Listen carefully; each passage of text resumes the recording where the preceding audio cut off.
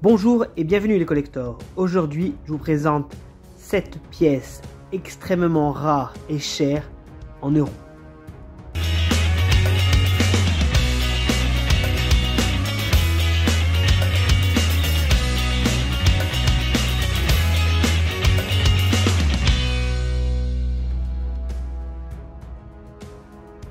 On va commencer par la pièce de 2 euros italienne courante qui présente une erreur.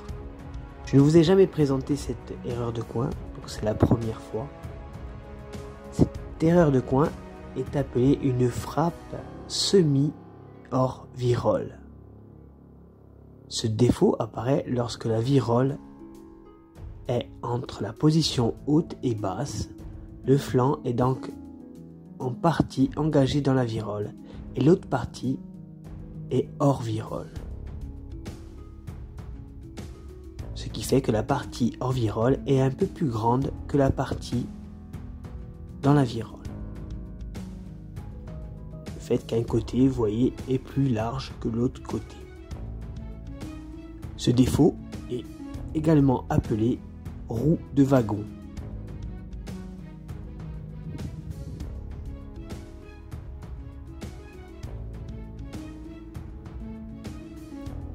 Voilà pourquoi cette pièce de 2 euros italienne vaut 120 euros.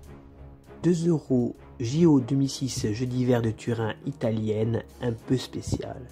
Pour commencer, on voit sur la monnaie un skieur en action sur un fond stylisé faisant penser à des traces de ski.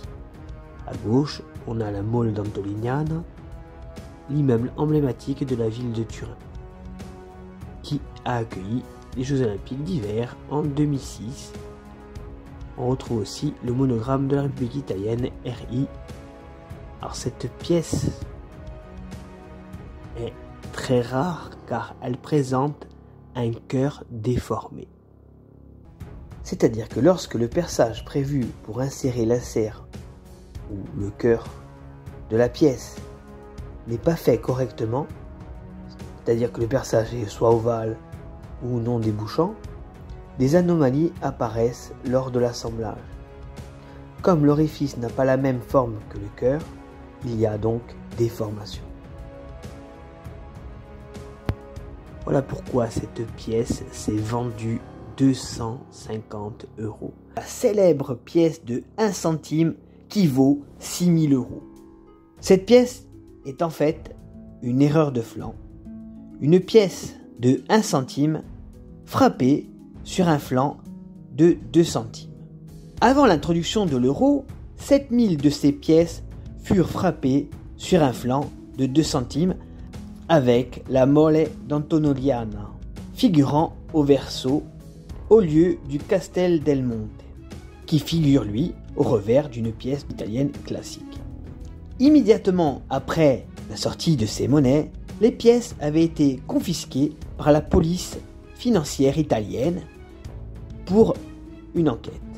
Un litige avait été alors engagé par la monnaie italienne qui en avait revendiqué la propriété.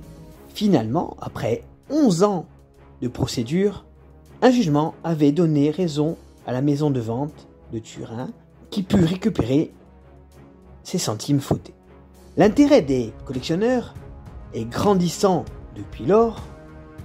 Le 23 mai 2013, un collectionneur italien avait même acheté 6600 euros cette pièce fautée avec un prix de départ de 2500 euros. Les experts estimaient à l'époque qu'une centaine d'exemplaires de ces pièces étaient en circulation. Cette pièce s'est vendue, je le rappelle, ce n'est pas une estimation, c'est le prix de vente qui a atteint lors d'une vente aux enchères 6600 euros. Depuis, son prix a tourné autour des 2500 euros en 2015, avant que sa cote s'effrite dernièrement lors d'une vente sur eBay datant d'août 2017. Cette pièce, en état sup, était proposée à un prix de 1950 euros. Je vous montre les photos de la vente.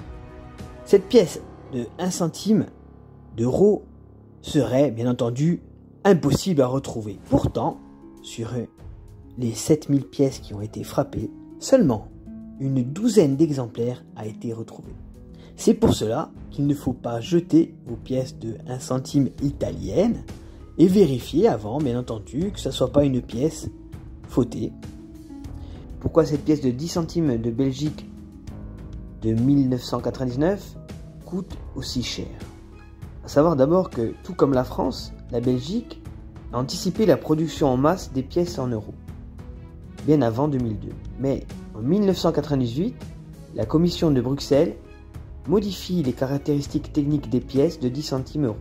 En effet, suite à des réclamations de représentants de malvoyants, il fut décidé qu'une tranche à large cannelure remplacerait la tranche à stries fines initialement prévue sur les pièces de 10 cents euros. Cette pièce a donc été référencée comme étant le type 1 de la 10 centimes euro belge.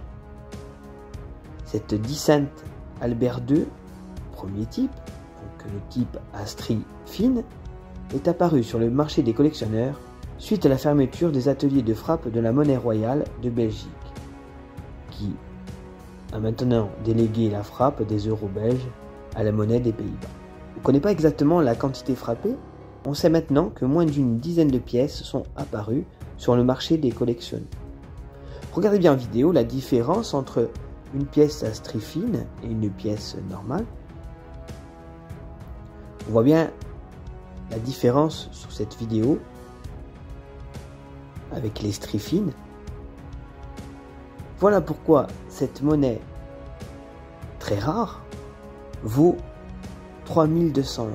1 euro 2002 allemande avec l'atelier F, l'atelier F étant l'atelier de Stuttgart. Nous allons voir pourquoi cette monnaie vaut plus de 900 euros. La valeur de cette monnaie est due au fait que les étoiles sont dites tournantes.